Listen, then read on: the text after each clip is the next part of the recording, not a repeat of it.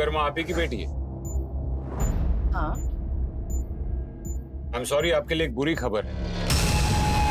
Doctor साहब, जो खबर आप मुझे आज दे रहे हो ना, उसे तो हमने 13 साल पहले ही स्वीकार किया था। वो एक ऐसे लड़के के साथ भाग गई थी जिसका हमारे साथ कोई मेल ही नहीं था। हमारे मालिक का बेटा सुमन। उसे समझाने की हमने बहुत कोशिश की। माँ, उसमें बुराई क्या है? देखो, मुझे उस लड़के के बारे में कोई बात नहीं करनी। आप उसको ठीक से जानते नहीं हो और हम दोनों एक दूसरे के साथ खुश हैं। हमें किसी की जरूरत नहीं है। बेटा, ये असल जिंदगी है, कोई पर्दे पे चलने वाली फिल्म नहीं जो इस तरह के डायलॉग मार के तुम अपनी गृहस्थी चला लोगी। देख, समझने की कोशिश कर। बेटा, वो इतनी जिद्दी थी कि हमने तो उससे अपना रिश्ता ही तोड़ दिया। उसके बाद आपकी अपनी बेटी से कभी बात नहीं हुई? फोन किया था ना उसने हमें कुछ दिनों पहले। 13 साल। माँ, आपने सही कहा था, ये जिंदगी है, पर्दे पे चलने वाली कोई फिल्म नहीं। मैं बहुत परेशान हूँ माँ, आपसे मिलना चाहती हूँ। मैं आ जाऊँ आपके पास रति को लेकर? आपकी नातिन है, वो बहुत ही प्यारी है, बहुत अच्छी है। आप मिलना चाहोगे ना उससे? अपने पति के साथ ही रहती हो ना? कहाँ रहती हो? मैं नोएडा में रहती हूँ। मैं मिलके आपको सब कुछ बता दूंगी। मैं आ जाऊँ? बरसों का घाव है ये, तुम्हें पता है ना उस वक्त हमारी कितनी बेइज्जती हुई थी। मुझे सोचने के लिए थोड़ा समय चाहिए। मैं हेलो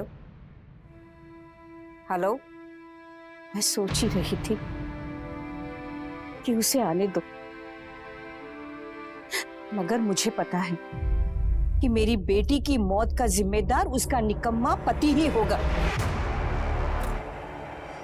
उसके पति की फैमिली कहाँ रहती है?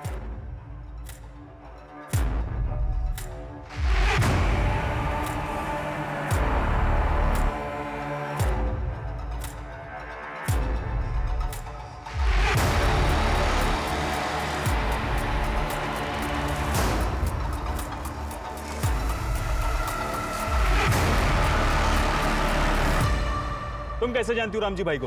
अरे बताया ना, वो जहाँ रहते वहाँ मैं ही उनकी देखभाल करती थी। मैं नहीं मानता। तो ठीक है, जाओ जगन विहार समृद्धि विद्या आश्रम में और जाकर पूछ कर आओ। अब मुझे यहाँ का सारा हिसाब किताब देखना है। रामजी भाई बता रहे थे यहाँ नुकसान हो रहा है। इतने प्राइम लोकेशन पे दुकान होने के बावजूद नुकसान हो रहा है। मैंने कहा ना, मुझे यहाँ का हिसाब किताब देखना है और सारे डिशेस भी टेस्ट करने हैं।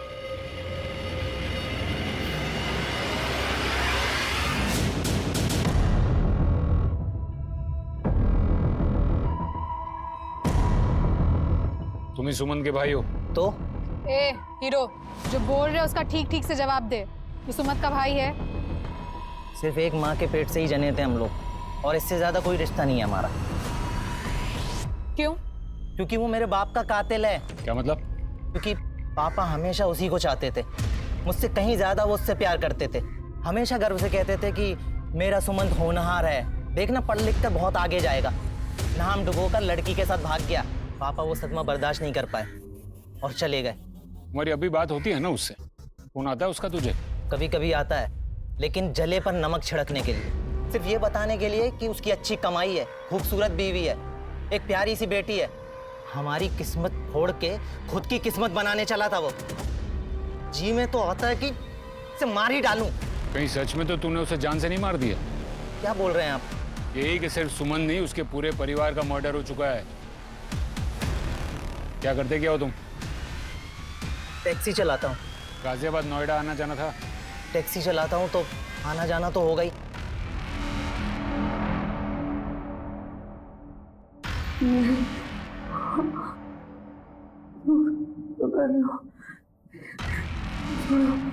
जाने दो। सर, सिद्धि की बॉडी में जो जहर मिला था उसकी रिपोर्ट आ गई है।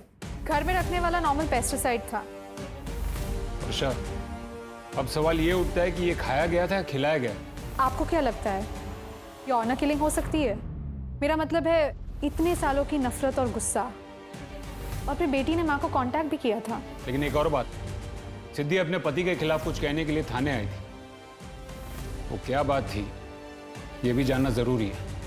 फिलहाल तुम सिद्धि की माँ और सुमन के भाई दोनों की पूरी तहकीकात करो।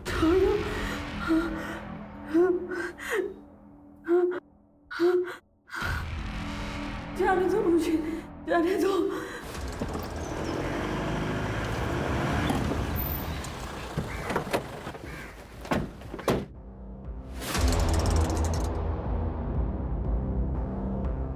मैडम ये साहब है आपसे मिलने। जी कहिए। हेल्थ डिपार्टमेंट से आया चेकिंग के लिए। देखिए सर, हम साफ सफाई का पूरा ध्यान रखते हैं। लाइसेंस दिखाइए, ओनर कौन है यहाँ पर? कौन सा licences? Health licence, trade licence, eating food licence भी, और फायर सेफ्टी भी। आपको पता भी मैडम कितने लाइसेंस लगते हैं यहाँ पर? 5 साल से ये जगह चला रही हूँ सर मैं। फूड केटरिंग और होटल मैनेजमेंट में डिप्लोमा किया है मैंने। ठीक है, लाइसेंस की कॉपी दीजिए और ये सिंपल लीजिए आप। शाहनवाज, सर्टिफिकेट की कॉपी निकलवाओ, सर को दो। जी मैडम।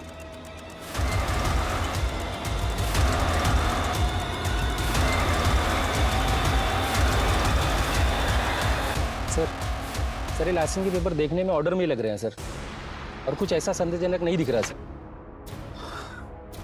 ठीक है तिवारी। जी सर। अरे साड़ी को फोल्ड करके रख दे, देख कितनी है ये, और वहां पे बर्तन भी बिखरे पड़े। जल्दी कर। बताइए मैडम क्या चाहिए आपको? हमारे पास साड़ियाँ हैं, कपड़े हैं, बर्तन है, आपको क्या चाहिए बताइए। मैं वो नहीं। बताइए ना मैडम, नए डिजाइन के पर्दे आए हैं, सूटकेसेस भी आई हैं, घर का सारा सामान मिलता है यहाँ पे। नहीं, कुछ नहीं। अरे मैडम, मैडम। सर, एक अजीब बात सामने आई है। क्या? सिद्धि की माँ और सुमन का भाई दोनों की जीपीएस लोकेशंस बता रही है कि दोनों एक ही दिन नोएडा में थे, और उसी दिन सिद्धि और सुमन भी नोएडा में थे। चारों नोएडा में? कब की बात है ये? मर्डर से 7 दिन पहले। इसका मतलब सिद्धि ने अपनी माँ को फोन किया, उससे पहले वो एक बार उससे मिल चुकी थी। कमाल है, उसकी माँ ने हमें ये बताया क्यों नहीं? बुलाओ उन्हें। Yes sir. हाय डॉक्टर, एनी लक? जो सैंपल मैंने दिए थे आपको, सैंपल में ऐसी किसी भी चीज का कोई निशान नहीं मिला जिस पर शक किया जा सके। आपका मतलब है वो सारे क्लीन है? एब्सोल्युटली। और सांस लीजिए। पहले से तो आप काफी बेटर लग रहे हैं। सारा क्रेडिट इस लड़की को जाता है। केयर टेकर के रूप में भगवान बनकर आई है ये। Good job Urmi. डॉक्टर साहब जी वो कुछ पूछना था आपसे। बोलिए। तुम्हारी हिम्मत कैसे हुई यहाँ आने की? मैं अपने बेटे को वापस लेने आई हूँ। वो घर पर नहीं है, उसके लिए उसकी माँ मर चुकी है। इस बात से समझौता भी कर लिया है उसने, इसलिए बेहतर यही होगा कि तुम यहाँ से चली जाओ और फिर कभी वापस मत आना। आपने मेरे बच्चे को। मुझे दोष मत दो। अरे गुस्से में तुमसे जाने के लिए कहा तो तुम सच में उसे छोड़कर चली गई?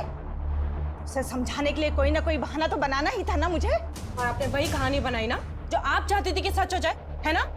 फिर तुम चाहते क्या हो? छुटकारा चाहती हूँ मैं। अपने बेटे से कह देना कि डिवोर्स पेपर्स पे साइन कर दे। ये लीजिए, ये रहे पेपर्स। सर, ये क्या तरीका है इंस्पेक्टर साहब? एक क्रिमिनल की तरह आप मुझे यहाँ घसीट कर ले आए हैं। आप हमें बताइए कि ये क्या तरीका है? हम आपसे शराफत से सवाल करते हैं और आप जवाब में झूठ बोलती हैं। क्या झूठ कहा मैंने आपसे? आपने हमसे कहा कि आपकी बेटी के साथ फोन पे बात हुई थी, लेकिन आप उससे पहले नोएडा गई थी। क्यों? कमाल का इत्तेफाक है। आप नोएडा आई, उसके 13 सालों के बाद आपकी बेटी ने आपको फोन किया, और उसके कुछ ही दिन बाद आपकी बेटी की और उसके परिवार की लाश मिलती है। मैं आई थी यहाँ पर ये बात मैंने आपको बताना जरूरी नहीं समझा, क्योंकि सिद्धि के फोन करने से कुछ समय पहले मुझे सुमन ने फोन किया था। उस लड़के से तो मैं पहले से ही नफरत करती थी, पर उसने मुझसे रिक्वेस्ट की कि वो कुछ जरूरी बात मुझसे करना चाहता है, इसीलिए उसे मुझे मिलना है।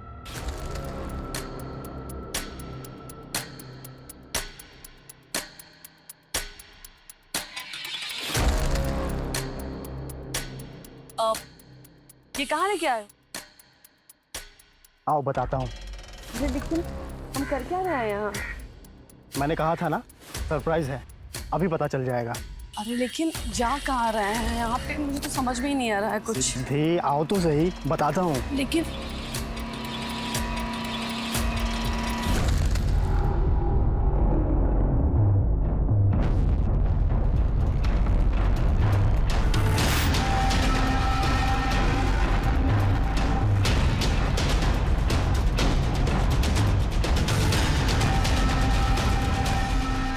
बहुत सालों के बाद मैं अपनी बेटी को देख रही थी। मगर इतनी क्या जरूरी बात थी जिसका हवाला देकर सुमन ने आपको यहां बुलाया?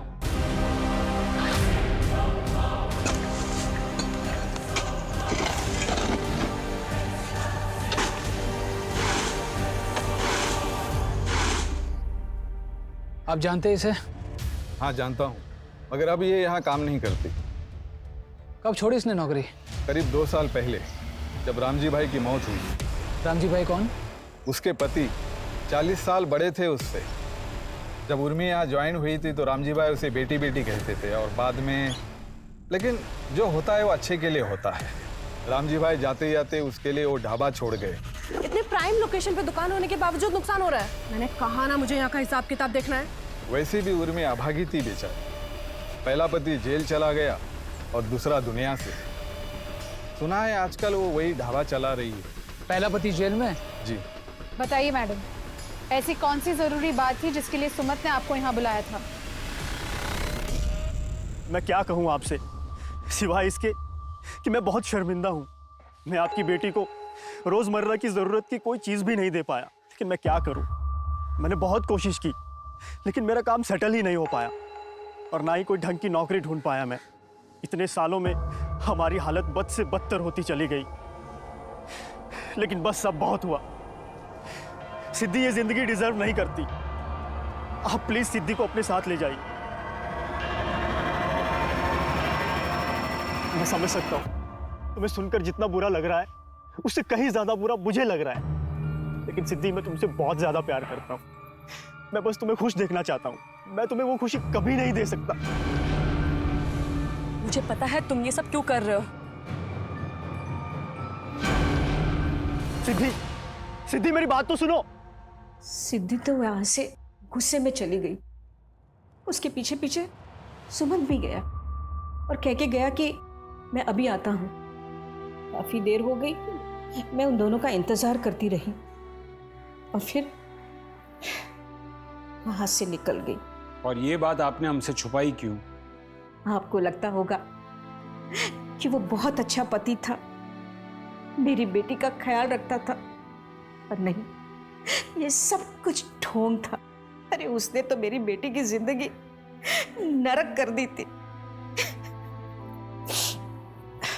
खैर, क्या मैं अब जा सकती हूँ?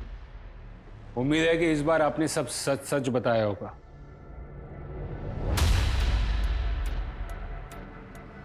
इंस्पेक्टर साहब, मेरी बेटी की कातिल को मत छोड़ना।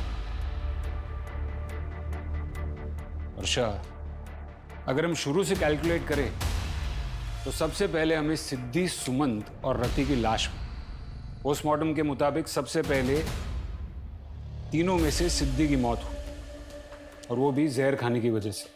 दूसरी बात, मरने के 2 दिन पहले सिद्धि यहाँ पुलिस स्टेशन आती है और वो कुछ कहना चाहती है, लेकिन बिना कुछ कहे चली जाती। उसी दिन वो अपनी माँ को भी फोन करती है।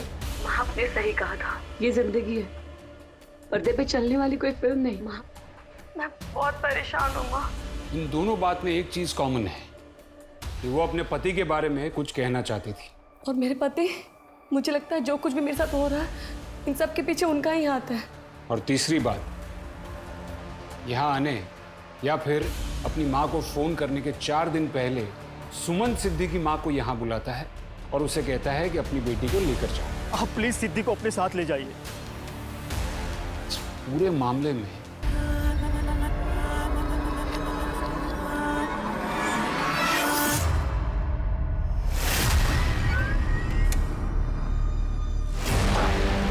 आप लोग अंदर कैसे?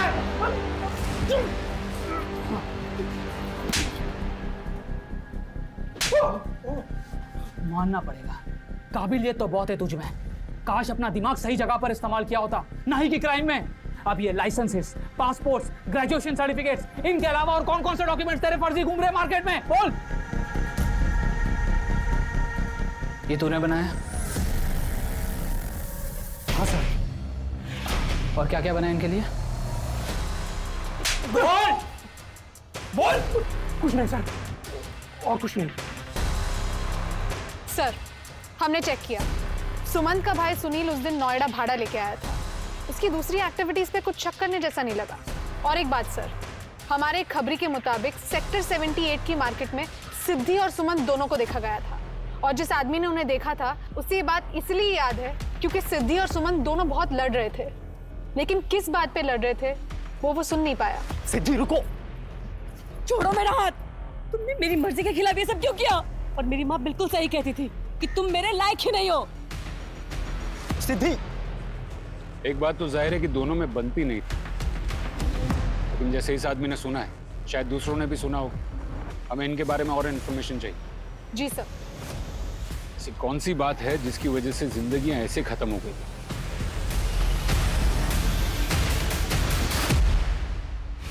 इंटरेस्टिंग। सिद्धि और सुमन के घर के आसपास हत्या के दिन और कोई मोबाइल फोन एक्टिव नहीं था सिवाय उन दोनों के। इसका मतलब ये किसी प्रोफेशनल किलर का काम है, क्योंकि कोई पेशेवर ही इतनी सफाई से बिना कोई सबूत छोड़े इतना बड़ा कांड कर सकता है। अपने सारे खबरियों को एक्टिव करो। जी सर। मर्डर वेपन और डिस्क्रिप्शन से पता करो कि कौन हो सकता है। कभी कभी ज्यादा चालाकी भी खुद में एक क्लू बन जाती है।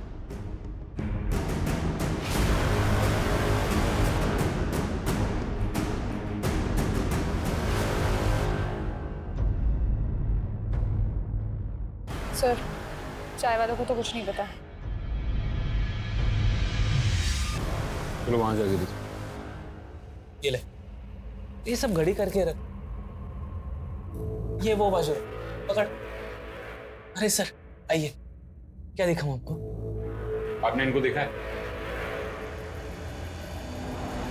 हाँ सर, ये 1 हफ्ते पहले मेरी दुकान पे आए थे। दोनों ने काफी सारा सामान लिया था। मैडम ने साड़ी भी ली थी। खुश लग रहे थे वो। आर यू श्योर वो दोनों खुश लग रहे थे? हाँ मैडम।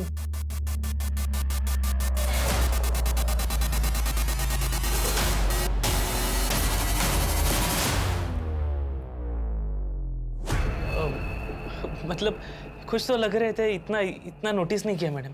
क्योंकि जहाँ तक हमें मालूम है, जिंदगी से तो काफी नाखुश थे दोनों। मैडम, मैंने जो देखा वो आपको बता दिया। कुछ प्रॉब्लम तो दिखा नहीं मुझे।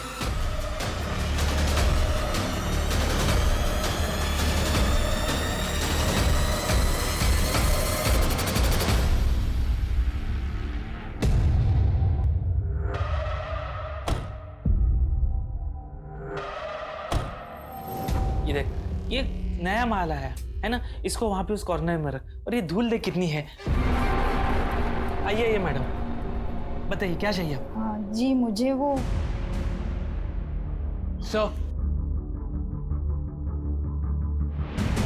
सर, ये पूरी रिपोर्ट ढाबे की मालिक उर्मी ढोड़िया की है। सर, ये औरत हाईली एम्बिशियस और इंटेलिजेंट है। और सर, इसके पहले पति से ही मेरी बातचीत हुई है जेल में। साहब, मैंने रिश्वत उर्मी के कहने पे ली थी। मैं उसकी बातों में आ गया था। साहब, उर्मी को पैसों का लालच बहुत है साहब। Good job Pradeep. अब तकरीबन सारे सबूत है हमारे पास। हम जितना समझ रहे थे उससे ये मामला काफी ज्यादा उलझा और संगीन है, लेकिन अब बहुत जल्द सब साफ हो जाएगा। ये देखिए मैडम, एकदम मजबूत टिकाऊ बैग है, बहुत बढ़िया क्वालिटी है। एक्चुअली मुझे कहा गया था, वो अर्जेंट है। अगर आज के आज ही हम लोग। मैं समझ गया मैडम, आप मेरे साथ आइए। हमारी सैलरी भी डबल कर दी है, और ये बात तुम अच्छे से जानते हो कि अगर मेरे साथ रहोगे तो एक्स्ट्रा पैसे भी कमाओगे। इसलिए ज्यादा दिमाग मत चलाओ, जितना कहा जा रहा है वो करते रहो।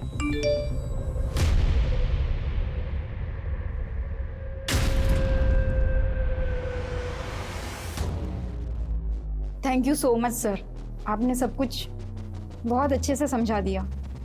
मैं माँ को फ़ोन करके बता देती हूँ। एक्चुअली वो खुद ही आने वाली थी, फिर मैंने ही मना कर दिया। उनसे कहिए कि आप बिल्कुल सेफ हैं। हेलो। हाँ माँ, मैं बिल्कुल ठीक हूँ। आप बिल्कुल टेंशन मत लो, यहाँ सब कुछ एकदम सेफ है। बस आप एक काम करो, मेरे पिकअप के लिए गाड़ी भेज दो। वो जो दुकान है ना, बस उसके पीछे वाली ही गली में है। ठीक है माँ। वर्षा, गाड़ी निकालो।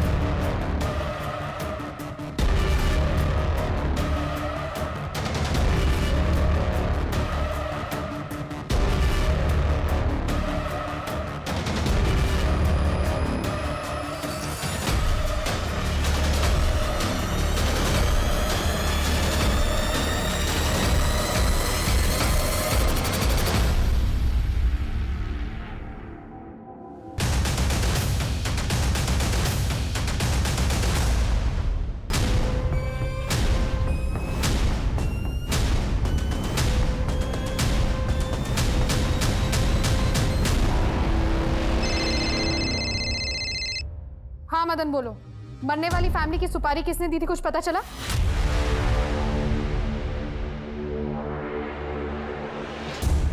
Very good. कहाँ मिलेगा ये आदमी?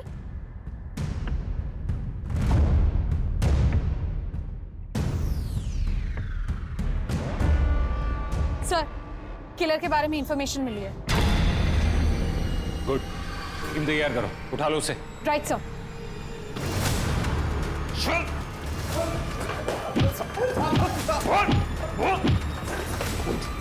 उठ। अब मुंह खोलेगा कि प्यार भरी बातें और करूं तेरे साथ?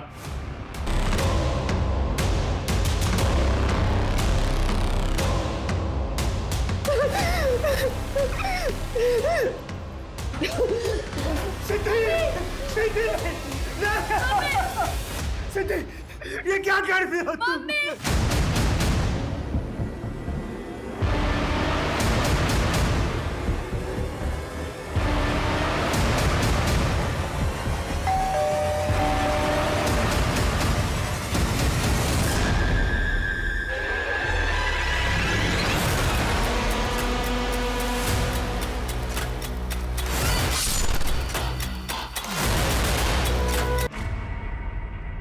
मैडम, ये सारा आइडिया उस गजेंद्र का था।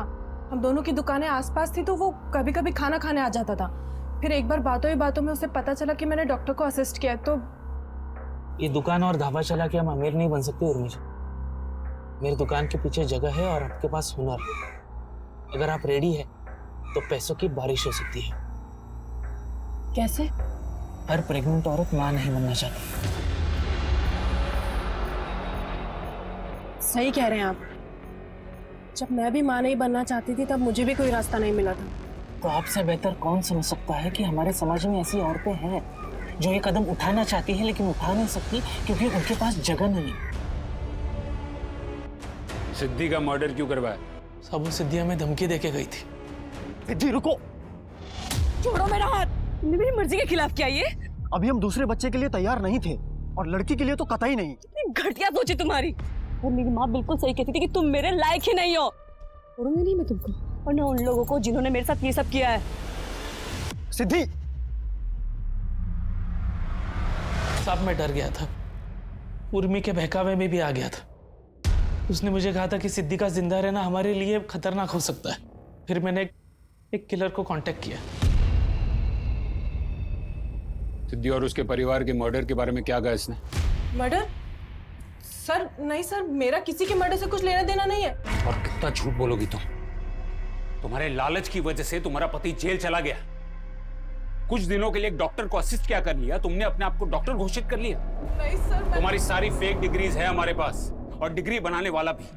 और डॉक्टर बनकर तुम औरत के अंग से जो अलग करती थी उसे अपने ढाबे के तंदूर में जला देती थी। नहीं सर, आप ये कैसे बातें कर रहे हैं? राजेंद्र ने सब कबूल कर लिया है। समाज सेवा नहीं, अपनी लालच की सेवा कर रही हो तुम। जो लड़की अपनी मर्जी से आए उसके साथ भी, जो ना माने उसके साथ भी गलत किया तुमने। मैडम को दीजिए। वो ब्राउन वाले दिखाओ ना।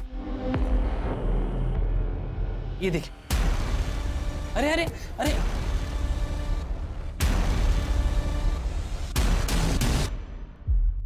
I'm sorry, लेकिन मैंने आपको पहले ही वार्न किया था कि प्रोसीजर काफी रिस्की है।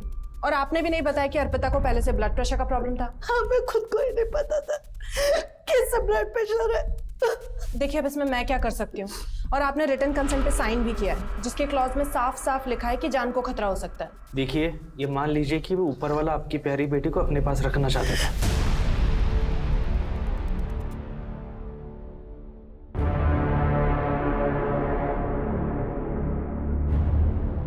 अर्पिता शादी के पहले ही प्रेग्नेंट हो गई, लेकिन उसके माँ बाप को एक बात समझनी चाहिए थी कि एक इलीगल अनजान जगह पे अपनी बेटी को ले जाके उसका अबॉर्शन करवाना वो उसकी जिंदगी को खतरे में डाल रहे थे। ऐसे में अपना रेपुटेशन बचाना, अपना नाम बचाना, शायद अपनी बेटी को बचाना ज्यादा जरूरी था। और हुआ क्या, उन्होंने अपनी बेटी को, अर्पिता को खो दिया। जब एक कुंवारी लड़की किसी भी वजह से प्रेग्नेंट हो जाती है, वो बहुत ज्यादा प्रेशर में आ जाती है। उसके लिए सही और गलत के बीच में अवलोकन करना बहुत मुश्किल हो जाता है। इसीलिए बहुत जरूरी है कि माँ बाप अपने बच्चों के दोस्त बन के रहें, ताकि बच्चों को भी भरोसा हो अपने माँ बाप पे कि जब वो सच बताएं तो उन्हें बहुत ज्यादा डांटा नहीं जाएगा, बल्कि सही रास्ता दिखाया जाएगा। क्योंकि बच्चों का एक गलत निर्णय उनके लिए जानलेवा साबित हो सकता है। हमारी आज की युवा पीढ़ी बहुत समझदार है। उन्हें ये मालूम होना चाहिए कि ऐसे बहुत सारे हेल्पलाइन नंबर्स, एनजीओ की इंफॉर्मेशन अवेलेबल है इंटरनेट पे, कि अगर वो कभी भी इस तरह की परिस्थिति में फंसते हैं, उन्हें ये पता होना चाहिए कि उन्हें आसानी से मदद मिल सकती है। आज से कई साल पहले अगर ये मेरे साथ हुआ होता तो शायद मैं भी डर जाती, सहम जाती, शायद मुझे भी नहीं मालूम होता कि किस दिशा में जाऊं। लेकिन आज हमें मालूम है कि सारी सही इंफॉर्मेशन इंटरनेट पे अवेलेबल है, बस सही फैसला लेना जरूरी है। पता है, आज भी न जाने कितने लोग हैं जो कि मेडिकल स्टोर में जाकर कॉन्डम मांगने से डरते हैं, शर्माते हैं, जैसे कि कुछ गलत काम कर रहे हो। पर इसमें कुछ गलत नहीं है, स्वाभाविक है ये। अब जब जागरूकता ही नहीं तो सही और गलत के बीच में आप आंकलन कैसे करेंगे? और कई बार उस गलती को सुधारते सुधारते इतना वक्त लग जाता है, इतनी देरी हो जाती है कि वो देरी महंगी पड़ जाती है। जबकि सबसे बड़ा सच ये है कि गलत ऐसी इलीगल जगह पे ले जाके अपनी बेटी, बहन या बीवी का अबॉर्शन करवाना है, उसकी जान खतरे में डालना गलत है। हमारे देश में धन, विद्या और शक्ति के लिए माता को पूजा जाता है, यहाँ तक कि भारत को भी माता बुलाया जाता है। लेकिन हमारे देश में एक माँ को मजबूर किया जाता है कि वो एक बेटी को, एक माता को जन्म न दे। अगर घर में एक बेटी पैदा हो जाती है तो मातम का माहौल बन जाता है। उसकी पैदाइश पे ही उसकी शादी और दहेज का डर छा जाता है। अपनी बेटी को सशक्त बनाओ, उसे अपने पैरों पे खड़ा करो। वो आपका सहारा नहीं चाहेगी, फिर वो आपका सहारा बनेगी। इस बात पे भरोसा करो। बस अभी बहुत हो गया। मैं हाथ जोड़ के आपसे विनती करती हूँ कि बेटे और बेटी में फर्क बंद कीजिए। अगर आप पूरे आत्मविश्वास के साथ अपनी बेटी के साथ खड़े रहेंगे तो पूरा समाज उसकी इज्जत करेगा। और हाँ, ये किसी भी अनरिलायबल अबॉर्शन सेंटर पे अपनी बेटी को मत लेके जाइए। ये सिर्फ गैर कानूनी ही नहीं है, उसके लिए घातक, उसके लिए बहुत खतरनाक है। तो मैं दिव्यांका त्रिपाठी दहिया अब लेती हूँ आपसे विदा, इस वादे के साथ कि आपसे फिर मिलने आऊंगी एक और नई और सच्ची कहानी के साथ। तब तक देखते रहिए क्राइम पेट्रोल, सतर्क, विमेन अगेंस्ट क्राइम। एक औरत पर वार, अब हर औरत का भार। जय हिंद।